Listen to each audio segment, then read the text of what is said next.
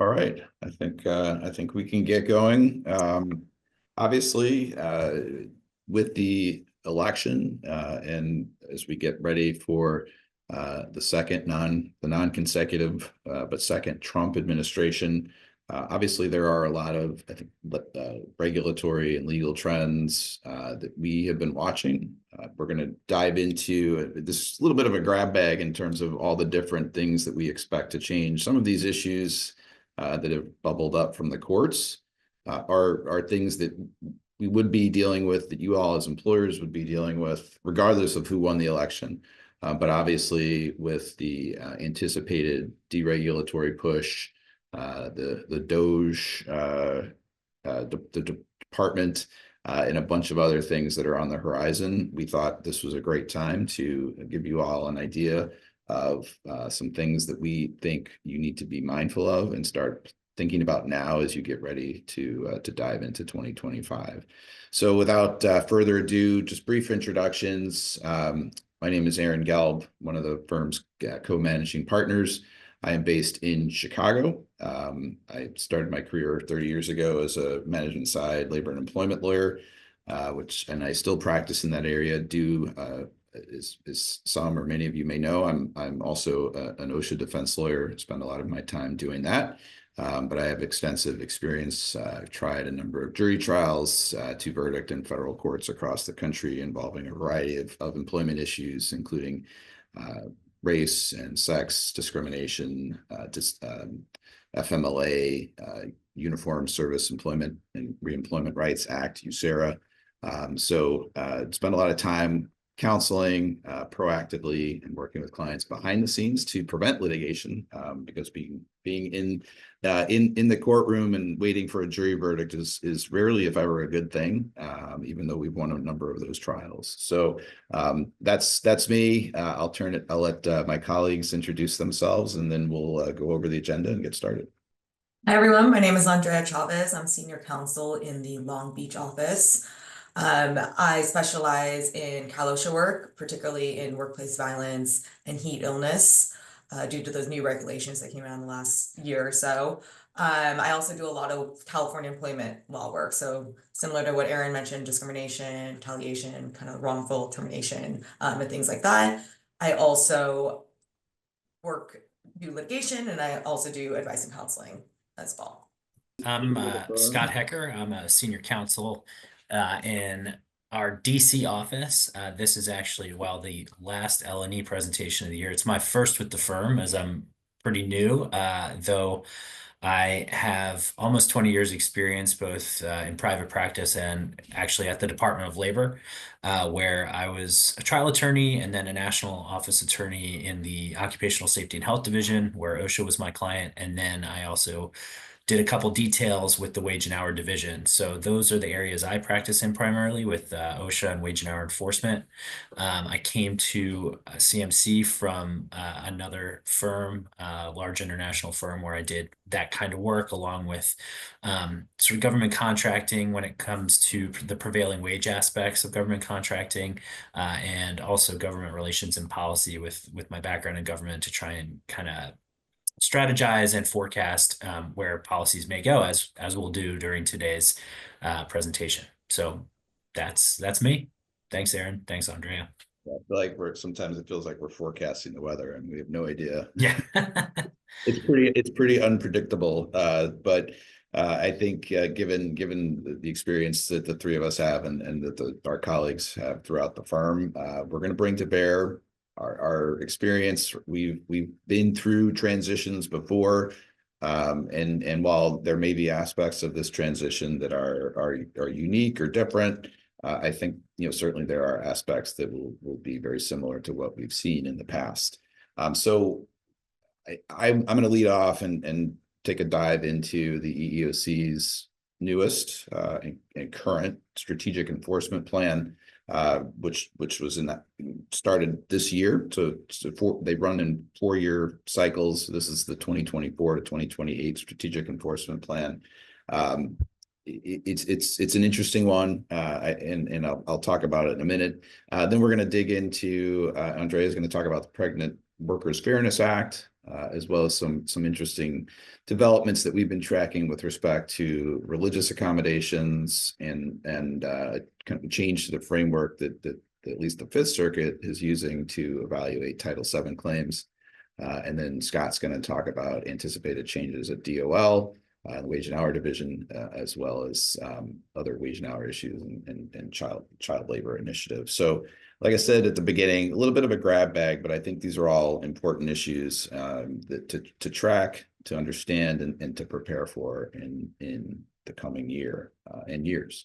So, to begin, in terms of I think a lot of people, or at least maybe not enough people, I should say, read the EEOC's strategic enforcement plan. It's important, obviously, to understand where the EEOC is coming from, what its priorities are. Now, when I deal with charges of discrimination, and I've responded to literally thousands of them in my career, obviously the majority of them would probably not register as significant. It might be a lower wage or lower salaried employee who's raising standard kind of garden variety claims. I was fired and treated differently than someone who was younger than me, or someone who was of a different gender or a different race, or what have you. Things that don't get the EEOC excited, don't result in anything more of an investigation than the investigator reviewing the position statement, presumably interviewing the complaining party, and then issuing a dismissal and notice of right to sue at some point in the future. I'm sure many of you, sometimes you may wait a year, 2 years for that to happen. But the EEOC, the majority of charges are not ones that implicate the agency's strategic enforcement plan. But it's important to know what those priorities are. So when you get one of those charges, or perhaps even more importantly, more proactively, when you get internal complaints that may implicate those things, that's when you may decide, and should probably decide in a lot of cases, to take some more time, to be more careful, to be more considerate about how you're responding to that internal complaint, or the resources that you're marshaling to respond to that EEOC charge, or perhaps a settlement strategy, right? A year or so ago, we responded to, or we were investigating a charge of discrimination that involved a transgender employee. And this was a very public-facing company. And in the course of that investigation, we determined that there were probably some things that happened at that employer's worksite that should not have happened, a manager that said and did things that should not have happened. And because we were familiar with and understood that was likely going to be a priority for the district office that was charged with investigating the allegations, we moved quickly to settle that, because we realized that this was likely going to be one that the EEOC would devote more resources to, probably conduct a more thorough investigation than normal, and very well likely lead to a probable cause finding. So again, the point of understanding the priorities is so you can respond better and perhaps more fully. So how did the EEOC decide on the priorities for this plan? In a lot of these kind of the motivations here, or the thought process, has been consistent through prior iterations of the EEOC's strategic enforcement plan. But I think these priorities reflect the priorities of the Biden-Harris administration.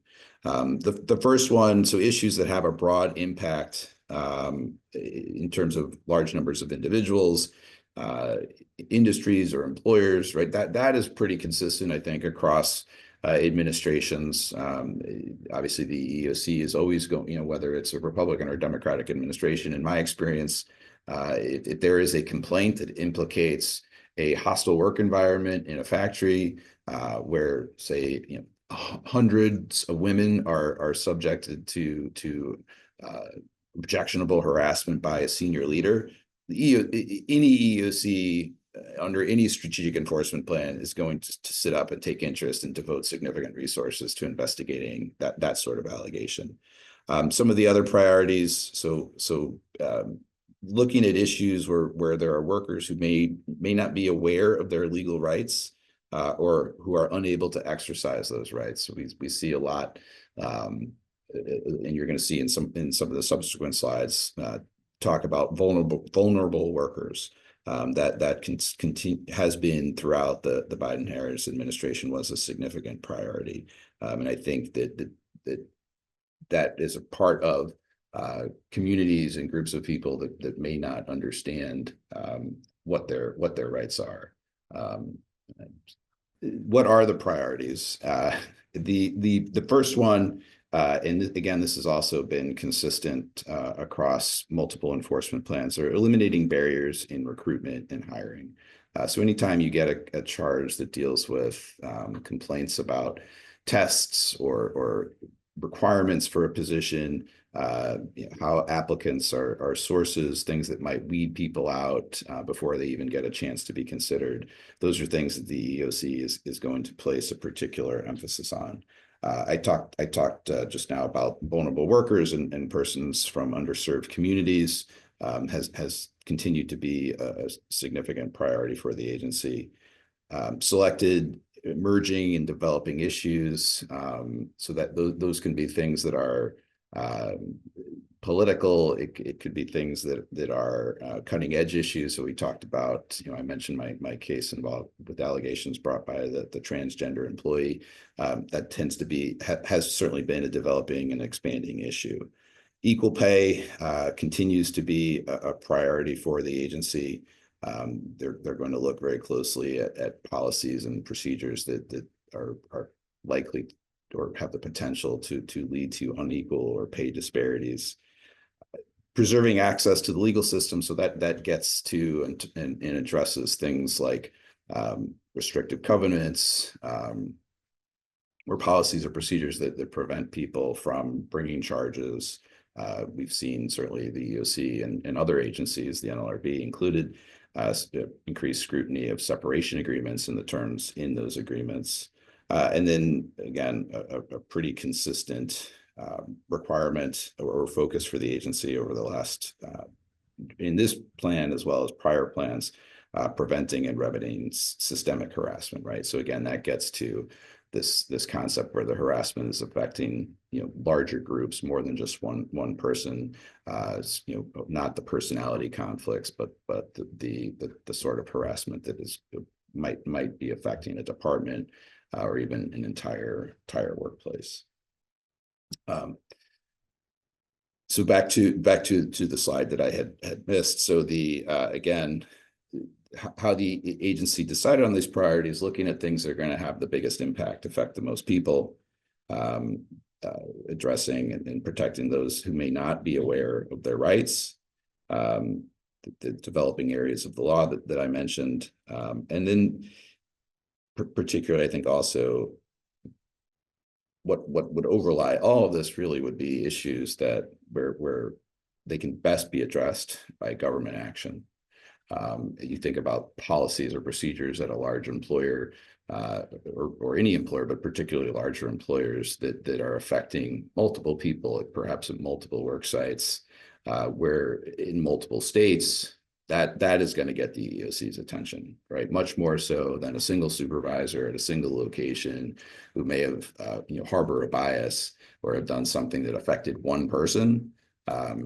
Doesn't mean that the EEOC wouldn't issue a cause finding in that case, but simply that when they see that, or if you see that allegation in a charge, just know, right, that the EEOC is going to see that allegation, and if in their analysis believe that this has the potential impact to go across multiple locations in multiple states, that's the one that's going to become a priority for their enforcement efforts. So who are the vulnerable workers? It's a pretty large group, and I think certainly with the change in administration, it remains to be seen whether there are changes made to the strategic enforcement plan as new leadership is installed at the EEOC. I certainly would expect that a number of these groups, may not be considered. Well, I guess the bigger question is, would the EEOC continue to make the protection of vulnerable workers a priority? I think to an extent, I believe that it will. What those priorities are, or who those vulnerable workers are, may certainly change, given the very public and repeated statements by the incoming administration regarding its push to deport certain individuals from the country. I would be surprised to see that protection of immigrant and migrant workers would remain a priority for the administration. Other groups, workers with mental health related disabilities, individuals with developmental or intellectual disabilities, I think certainly less likely to see those folks not prioritized, meaning I think that we could expect the EEOC to continue to focus on and protect individuals like that. Individuals with arrest and conviction records, right? I think if you remember the first Trump administration, there were pushes to actually expunge drug convictions and for certain groups. So it wouldn't surprise me if that remains part of the EEOC's priority. LGBTQI plus individuals, again, possibly another group that may not receive the same focus from the EEOC in the next 4 years. A number of other survivors of gender-based violence, persons with limited literacy or language proficiency, teenage workers. Again, it's hard to determine if some or all of these groups will remain a focus of the EEOC. I certainly expect to see pretty significant changes in this area. As far as the barriers to entry into the workforce that I talked about, we did a webinar. Kara Maciel, our firm's co-founder and head of the L&E practice, did a webinar. I think it was last year. We could certainly resend a link if anyone's interested, with Keith Sonderling, who was one of the EEOC commissioners. He's no longer with the agency, but it was focused on the use of AI and other technology in the hiring process. So the EEOC views the use of such technology as potentially limiting or precluding certain people from getting through in the application process. I would expect that will likely remain a priority for the agency. So be mindful of how you're using it. If you're considering using it, that's certainly something that you should discuss with counsel, with us, and we could kind of advise on considerations going forward. Other things that the EEOC looks for, whether the job advertisements, and I think we've seen ones that even today that sometimes surprise us, that may be viewed as discouraging certain groups from applying. Practices when people apply, that they are steered either into or away from certain jobs based on certain characteristics. Other concerns in terms of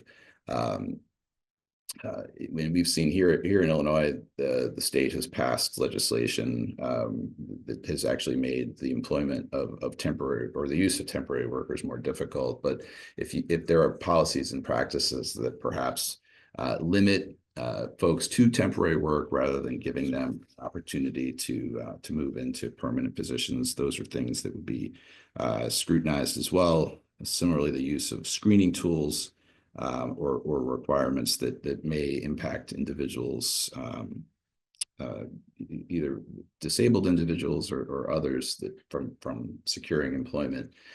Certainly, of the charges that I can recall working on over the last few years that tended to draw the most attention from the EEOC, I would say certainly the overwhelming majority were failure to hire claims, and usually individuals that alleged a disability, handled charges involving deaf or hard of hearing employees, employees with limited vision who had applied for positions that I think in each of those cases, the allegations that stood out were statements by folks in the hiring process, not just the folks that were making the ultimate decision, but the individuals that were processing the applications, statements that were alleged to have been made about the person's ability to do the job that were really based on kind of stereotypes and assumptions.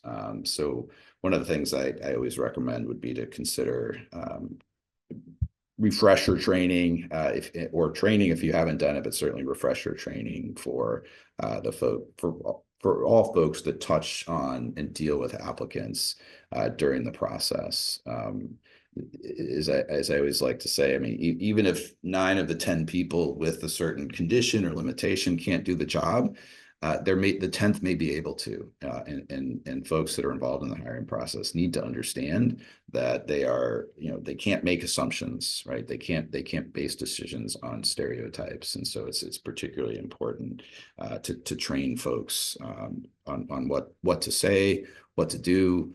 If they do have legitimate questions, how to ask them, when to perhaps loop in legal or HR if they have questions or concerns, rather than just trying to address them on their own. One case in particular that stood out was where someone who was going to be working in an area where the hiring manager believed that the ability to hear was essential and would be unsafe for that person to work in that environment if given their limitations. I think ultimately they were right, but the way they handled it, went about it, was certainly wrong. The things that they said to the applicant created the wrong impression, led to a charge of discrimination. That charge was ultimately dismissed, but it was certainly one that concerned me. So what are some of the emerging issues that concern the EEOC, at least currently, in the strategic enforcement plan? So if you have the use or creation of qualification standards or other inflexible policies that would discriminate against individuals with disabilities, right? So that's just what I was really talking about with those charges, needing to make sure that application and policies and procedures are flexible, but also I see time and time again where statements are made to current employees who are seeking an accommodation that even when not intended are perceived and often read by interpreted by the EEOC as suggesting that the individual must be 100% healed or restriction free in order to return to work. And when you have situations where there are multiple stakeholders who are involved in an accommodation request, whether it's you may have the HR person at the site, you may have corporate HR, and then you may, if it's someone who was injured at work, you may also have the work comp claims examiner or manager. And it's I think perhaps a sometimes overused for concept, but when folks refer to that intersection of the ADA, the FMLA, and workers' comp as the Bermuda Triangle, it's with good reason, because you've got different stakeholders with different concerns, often applying different policies, and if somebody is not coordinating and overseeing those to make sure that, hey, okay, the person's exceeded their FMLA allotment, but we still may well need to accommodate them, or they can no longer be on light duty under the work comp program, but we may still need to accommodate them. So you may not have an inflexible policy, but people may be saying things that suggest that. So being particularly cognizant and aware of communications to individuals who are going through the accommodation process is something the EEOC has focused on. I won't devote much time to the second bullet, which talks about protecting workers affected by pregnancy, childbirth, and related conditions, because Andrea is going to cover that in a couple minutes. But that is absolutely a priority of the agency. I think one that's particularly interesting, the third, so addressing discrimination influenced by or arising as a backlash in response to local, national, or global events. The EEOC specifically calls out both anti-Semitism and Islamophobia in its strategic plan. It kind of in addressing and further explaining this bullet point, right? So certainly individuals who are kind of the victim collateral damage, if you will, of public events is something that the EEOC is going to be focused on, at least for the foreseeable future. I don't know how much longer the fourth bullet point will be an issue, but it's interesting that the EEOC has essentially shifted gears. As COVID has waned, there still are people suffering, obviously, with long-term or long COVID. And the EEOC has made that a priority in this enforcement plan. Again, I would not be surprised to see that to fall off as a priority, but for now it is one. And again, I think employers need to be mindful if you have an employee who is coming to you with disability concerns related to COVID, that the EEOC, at least in its current incarnation, is likely to take that seriously. And then last but not least, another emerging issue would be technology-related employment discrimination, which really deals with what I was talking about earlier, I think primarily with respect to the hiring process. And then last but not least, and I mentioned this briefly a couple minutes ago, how will the EEOC preserve access to the legal system? They have been and will continue to focus on overly broad waivers or releases, non-disclosure agreements, non-disparagement agreements. We have spent a lot of time over the last year plus, certainly when the NLRB waded into this area with its perspective on separation agreements. I think essentially every single client either revised them themselves or most came to us for help revising them to make sure that the separation agreements and the settlement agreements going forward would not offend the EEOC as well as other agencies. If you have a mandatory arbitration provision that is not drafted in an appropriate way, that's also something the EEOC is going to be watching for and potentially take issue with. Retaliation continues to be, has long been, at least as far as I can remember, another priority for the agency. If they believe that you as the employer are taking actions that are going to dissuade individuals from exercising or engaging in protected activities, they're going to take that very seriously. I think what's interesting though about this part of the strategic enforcement plan is they're looking to see how the retaliatory or alleged retaliatory acts impact not only the person who was the subject of retaliation, of whether essentially it's done in a public way or in a way that is going to discourage others from coming forward.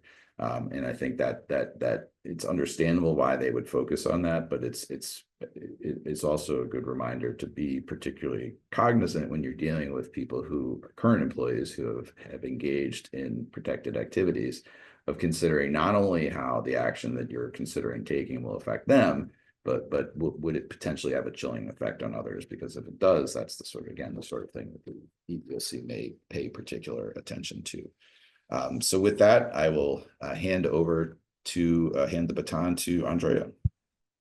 Thanks, Erin. So I'm going to go over some recent developments in federal employment law that you should continue to be mindful of in 2025, starting with the Pregnant Workers Fairness Act, which went into effect June 2023, and the EEOC regulations went into effect June 2024. Similar to Title VII, this act applies to private employers and public sector employers that have 15 or more employees. And so under the act, covered employers must provide a reasonable accommodation for qualified employees or applicants knowing limitations related to pregnancy, childbirth, or related medical conditions, unless that accommodation would cause an undue hardship to employers. Okay, so let's unpack a little that sentence I just said. And you're gonna recognize a lot of this because a lot of the wording is borrowed from the ADA, but I think it's always a good idea to review. So reasonable accommodations are changes in the work environment or the way things are usually done. And they can be things like providing additional breaks or more flexible breaks, providing, pregnant women uniforms that actually fit, allowing them to take leaves if they, need to go to an appointment or something like that. Just to note, an employer cannot require a employee to take leave, whether it's paid or unpaid, if there's another reasonable accommodation available. Undue hardship means something that is significantly difficult or expensive for the employer. An employee or applicant who is qualified is an employee or applicant who can perform the essential functions of the job with or without a reasonable accommodation. Or if the employee cannot perform the essential functions of the job with or without an accommodation, it is an employee that the inability to perform the essential function is temporary. The employee could perform the functions in the near future, and the inability to perform the essential functions can be reasonably accommodated. So what this essentially means is that an employee who is temporarily unable to perform an essential function of their job and who needs like a light duty change or a change in the work assignment may still be able to get such change as a reasonable accommodation. Known means the employee or the employee's representative or the applicant has communicated to the employer the limitation. And then limitation means a physical or mental condition related to pregnancy, childbirth, or related medical conditions. So a limitation may be small, so it could be something like, migraines or morning sickness, or it could be things that the employee needs to avoid. So often when you're pregnant, it's like they're staying away from chemicals or avoiding hot environments or like certain physical activities. Okay, so when a worker needs a pregnancy accommodation, they should essentially just inform the employer of that need, of the limitation. For this example, they could say, I'm having issues getting to work on time because I have morning sickness, or I need more restroom breaks, or I need time off to go to a doctor's appointment. Just remember that workers do not need to use specific words to request an accommodation. So once you know the limitation, you should act promptly, respond, and have a conversation with that employee to discuss potential accommodations, which is all meaning you should engage in the interactive process. And if there is a reasonable accommodation that won't cause your business undue hardship, you should provide it. And again, this could mean things like flexible scheduling, modified job duties, or other adjustments such as that. As for collecting medical documentation under this act, the employer may seek information from the employee's health provider under very limited circumstances. In many instances, a discussion with the applicant or the employee would be sufficient, and regarding like what the issue is and what accommodation they need, and supporting documentation would not be needed. So it is not reasonable for an employer to ask for documentation when, for example, the limitation again is obvious. For example, the employee needs a bigger uniform because she is pregnant. You cannot ask for documentation for that kind of accommodation. If the employer is allowed to get documentation from a doctor, the employer is limited to documentation that confirms the physical or mental condition, confirms the physical or mental condition is related to pregnancy, childbirth, or other medical condition, and describes the adjustments or changes that are needed due to the limitation. Another thing to note is that employers cannot require an examination by a healthcare provider of their choice, as you can under other laws. So there have been some cases that I want to go over with you regarding Title VII. These are from 2023, but I would still like to highlight them. And especially because I don't think we've discussed them on a previous webinar. So just as a reminder, under Title VII, employers must reasonably accommodate an applicant's or employee's sincerely held religious belief unless it causes undue hardship. And employers have the burden of making an accommodation or providing that the accommodation causes undue hardship on the business.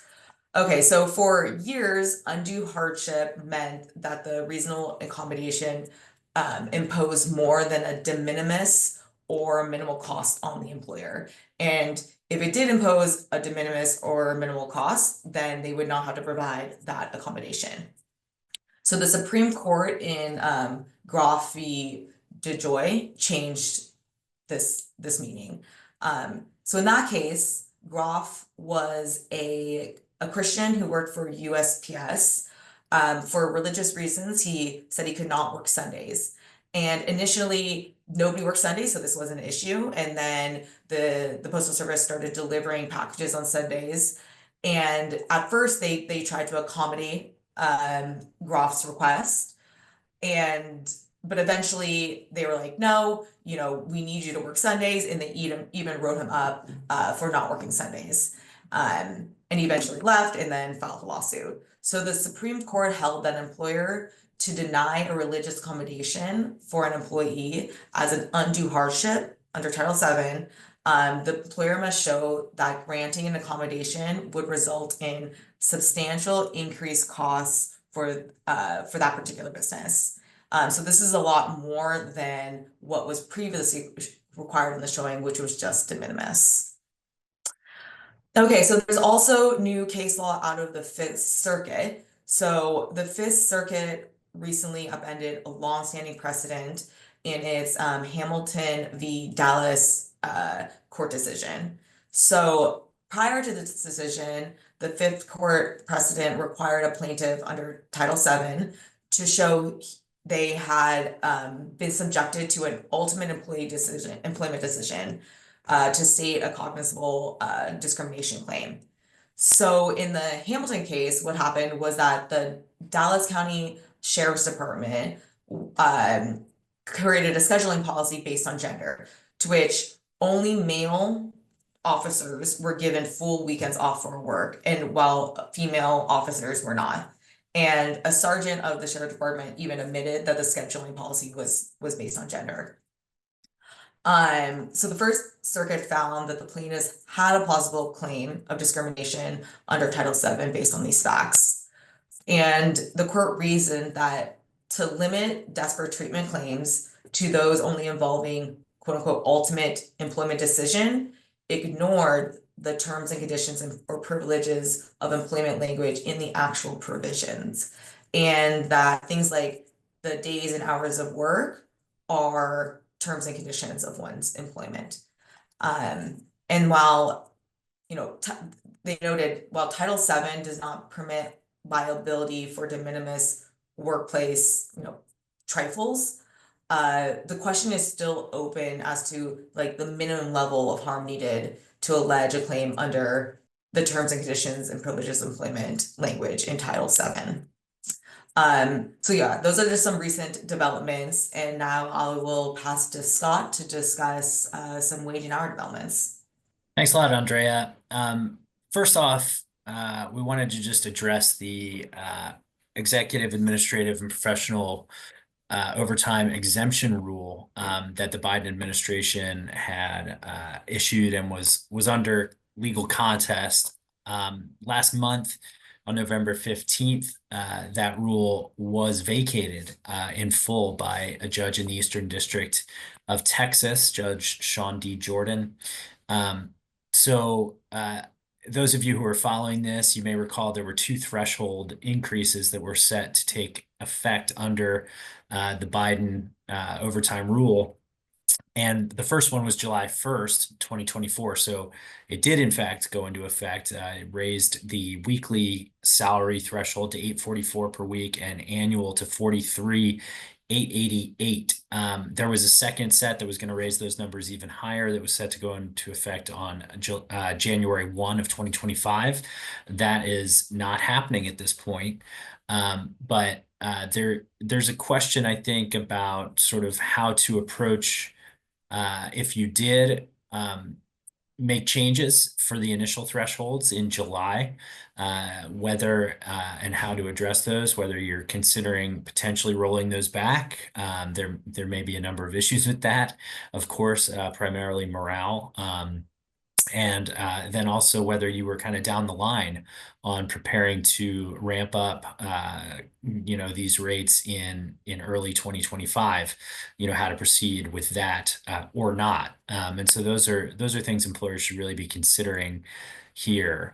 Now, the judge did find that the thresholds of the Biden rule were so high that they basically took over primary responsibility from what's known as the duties test. So the salary test kind of became determinative, which is not, under the judge's opinion, allowed.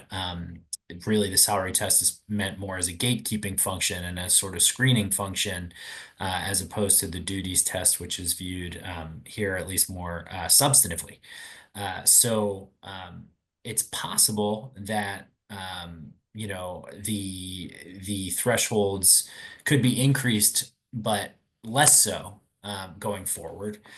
The Trump administration's thresholds increased actually to the numbers that are now back in effect. We've reverted back to those Trump era numbers of 684 per week. You'll see them highlighted on the slide there, and 35,568 annually. So the Trump era rule is back in effect. There's a question whether President Trump 2.0 might look to increase these values, but less than the Biden administration did. In fact, in a Fifth Circuit case recently called Mayfield, the Fifth Circuit did find that salary thresholds are allowable so long as they're appropriate proxies. And basically what Judge Jordan found here with regard to the Biden rule is that the thresholds were so high they didn't serve that proxy role appropriately. I will say also the DOL has appealed this ruling. But of course, as Aaron alluded to at the beginning here, forecasting is difficult. We don't know exactly how presidential turnover could impact how the DOL proceeds under the new administration. So we're certainly keeping an eye on this to see how the priorities of the second Trump administration take place, and to see whether this appeal will continue, whether there may be additional rulemaking here to potentially raise these rates a bit, though not as high, presumably, as what was overturned by Judge Jordan.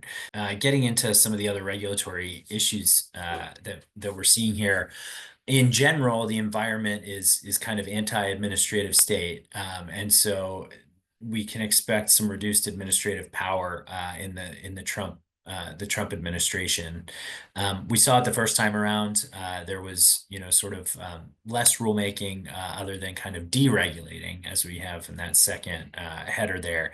But, the Congressional Review Act, which can allow Congress to overturn regulations within certain time periods, as well as recent Supreme Court jurisprudence like Loper Bright, Jarchese, and Corner Post, are all limiting the authority of the administrative state to rulemaking and to sort of go outside of authority specifically delegated by Congress. So other rules that could face issues under the Trump administration, either because of unpopularity or because maybe they will be found to exceed authority, that could include the independent contractor rule. There was also an independent contractor rule under the Trump administration. It focused on two core factors: the control over the work and the opportunity for profit loss the worker had. And the business community generally appreciated the clarity provided by focusing on those two core factors. If they both counseled in the same direction for classifying a worker as an employee or an independent contractor, then likely that person would fall into that category. But you could get into other considerations if they were in opposite directions or counsel toward opposite classifications. However, the DOL under Biden withdrew this rule and replaced it with something that considers about 6 factors, and I say about because there's also and anything else that may come up that should be considered. DOL has sort of said that this is just memorializing past practice, historical practice, and actually the economic realities test that courts engage in when evaluating these considerations and how to classify workers. But certainly others have disagreed, and there are challenges to this rule. So we could see the Trump administration back away from those challenges, could see additional rulemaking that goes back to the core factors. So again, we're keeping an eye on that. And then there's some uncertainty around the Davis-Bacon Act regulations, which were recently changed. Could see some changes there, and there are ongoing challenges to the minimum wage rules for government contractors. Those are actually under contest. I believe that a 10th Circuit decision allowing for the minimum wage has been challenged up, has been petitioned up to the Supreme Court, but I don't believe that petition has been granted. I think the government has said, hey, please don't disturb the 10th Circuit's proceeding. There was actually, so this is based on an executive order from President Biden. There was an executive order, an Obama era executive order that also set a minimum wage rate for government contractors. And that was allowed to stand during the Trump administration, the first Trump administration. And in fact, the Trump administration did go through the process of evaluating that minimum wage and updating it annually, as was obligated under the executive order and its implementing regulations. So we could see something similar here. Now, these rates are higher under the Biden era order and implementing regulations than they were under the Obama era. They're in excess of $17 at this point. Initially with Obama, I think it was $10.10, and maybe we're around $12 or $13 at this point. So there's a difference, but and I'll also say the Obama era regulations are kind of, that EO is sort of phasing out the coverage, the scope of that EO as contracts expire and are, rebid and re-entered. It'll be the latter Biden rule that applies. And so since that has higher rates, there is the potential that it doesn't get the same kind of support, or at least, doesn't get to sort of stay status quo as the Obama administration's rule did during the first Trump presidency. I think Aaron alluded also to the DOGE, the Department of Government Efficiency, which isn't actually a department. President, I don't believe, can just establish a department of the government because, they need to be funded by congressional appropriations and, things like that under our separate checks and balance system. But President Trump did ask Elon Musk and Vivek Ramaswamy to, quote, pave the way for my administration to dismantle government bureaucracy, slash excess regulations, cut wasteful expenditures, and restructure federal agencies. So exactly how they'll do that is not clear. They have pointed to some of the Supreme Court jurisprudence we just referenced to suggest they can, deregulate and reduce the size of the government by, getting rid of employees. I think there will be a number of ways that they try and do that. There will be certainly retirements and potentially incentives for early retirements that are offered to government employees. And you might also expect folks who are used to working remotely at this point for a number of years, I'll say post-pandemic, because I don't think we're in the pandemic anymore. I don't know that we'll ever be post-COVID, but post-pandemic, people have gotten used to remote work. So if the Trump administration calls government employees back to the office, that could be another avenue towards attrition. Again, we're not sure exactly how this DOGE pseudo department will function, but in general, at DOL, I think we can expect a reduction in departmental resources, meaning the budget. Project 2025, I believe, calls for something like a 22% decrease in DOL funding. So we could see an effort to do that. That would be a fairly big, sizable reduction, of course. And the wage and hour investigators numbers, for example, during the Trump administration, this goes for OSHA as well, were pretty historically, they were historically low. So the enforcement investigators and inspectors were at low numbers, and I think we can expect to see that again. for the reasons I mentioned, attrition will not necessarily see a lot of backfill for new investigators. The Biden administration tried to ramp up again the level of enforcement personnel, but for various reasons, hasn't achieved that goal 100%.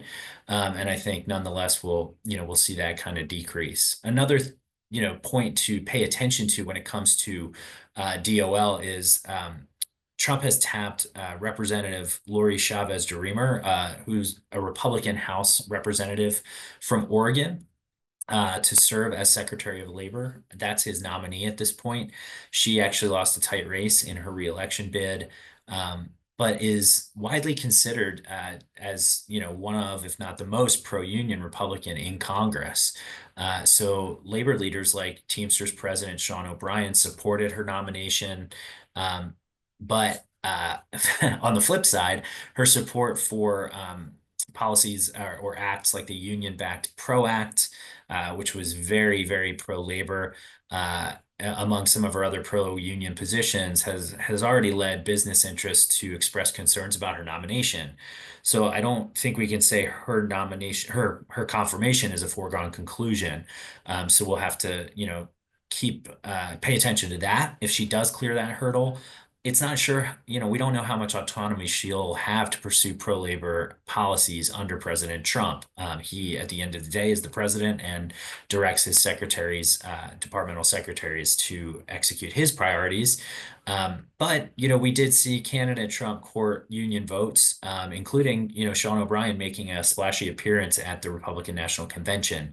So it's possible that, she may be able to implement some of those sort of more populist pro-labor Republican agenda items that we've seen from Josh Hawley, and here from Rep. Chavez-DeRemer, if she winds up in that labor secretary position. Just talk a little bit about key enforcement trends. There was discussion earlier about vulnerable groups. I think we can expect less of a public focus on that in enforcement, though, key issues for President Trump, such as human trafficking and immigration, could still result in, could still have a focus under the new administration in that enforcement space. Where things with vulnerable workers overlap in those areas, you could see kind of the law and order approach shine through. Other things, there's been a lot of activity in anti-retaliation, and including anti-retaliation provisions and regulations. I'm not sure we'll see as many of those explicitly included, and not sure we'll see whistleblowing encouraged to the extent it has been under the Biden administration. When it comes to child labor in particular, we can expect, I think, there's been a sort of whole of government effort, joint initiative with Department of Labor and other departments to really focus on child labor and combating child labor during this administration. I'm not sure we see in states, particularly those with Republican governors, some loosening of restrictions, particularly hours restrictions, but also, to some degree, hazardous occupation restrictions. And it may be that the federal government kind of aligns with that looser approach going forward. We refer to a couple field assistance bulletins here. Those are wage and hour division materials that guide enforcement policy in the field. And these dealt with DOL's approach to hot goods, which are goods that are produced in violation of minimum wage, overtime, or child labor provisions of the Fair Labor Standards Act. That was 23-3, I believe, and then 23-4 updated the civil money penalty calculation methodology that the wage and hour division at DOL used. And so that led to ramped up penalty assessments. And if we go to the next slide, we can just very quickly look, before I pass it back to Aaron, at the child labor chart here. We can see here's sort of enforcement over time, primarily during the Biden administration. And you'll see that many of these numbers dropped, the number of cases with child labor violations, the minors employed in violation, minors per case, cases with hazardous occupation violations, minors employed in violation of hazardous occupation, all those numbers dropped from fiscal year 2023 to fiscal year 2024. But the number that did not was the penalties assessed. And so you'll see that jump from 8 to 15 plus million dollars. And, you know, we've had anecdotally cases where Wage and Hour is seeking high civil money penalty assessments. They've also gone the route of disgorgement, meaning trying to require employers to give back profits. Ill-gotten gains is how they're referred to generally. So if they were profits made off of child labor violations, the department seeks to recover those as well. These are things, you know, the trend may reverse. We may see that calculation methodology that leads to these increased penalties withdrawn. We don't know. We can't predict that for sure, but it may be that there's a bit of a relaxation of the child labor focus that we've seen throughout the Biden administration as Trump comes back to the presidency. So I am going to turn this back over to Aaron to wrap up our presentation. Appreciate y'all listening. Thanks, Scott. I'm not going to spend any time talking about the 2024 webinar series, obviously, since we're wrapping it up. But just as a preview, we're hard at work here behind the scenes, putting together the calendar for the 2025 series, and pretty direct transition to our January webinar. Dates are all TBD right now, but our plan in January is to take an even deeper dive into the implications on the L&E side of the second Trump administration, with a focus on the NLRB, impact on the federal judiciary, as well as the other agencies that we've talked about today, the DOL and the EEOC. In February, we're going to be talking about and focusing on California developments. In March, this is all subject to change, but in March, we're going to be taking a deep dive into union campaigns, strike planning, and responses. Right? I mean, remember that as the regulatory, the administrative state, to the extent it crumbles or deregulation really gets turbocharged in the second Trump administration, and we're certainly expecting to see it be more effective or more efficient from that side of the fence, because there's the folks that were in the first administration, I think, learned a lot from what worked and what didn't work, and I think that they're going to definitely hit the ground running. So as regulation slows down and agencies may take a step back, unions are still out there. They're still going to be organizing. They're still going to be striking. So that's going to be a big focus of our program in March. And then we'll round out the first half of the year with a program on trade secrets, a program that focuses on the interactive process and accommodating disabled individuals, and likely a program in June on labor arbitrations. So that's again tentative plan for 2025. So you're on this webinar and on our mailing list, you'll receive a notice when we announce the dates and the schedule.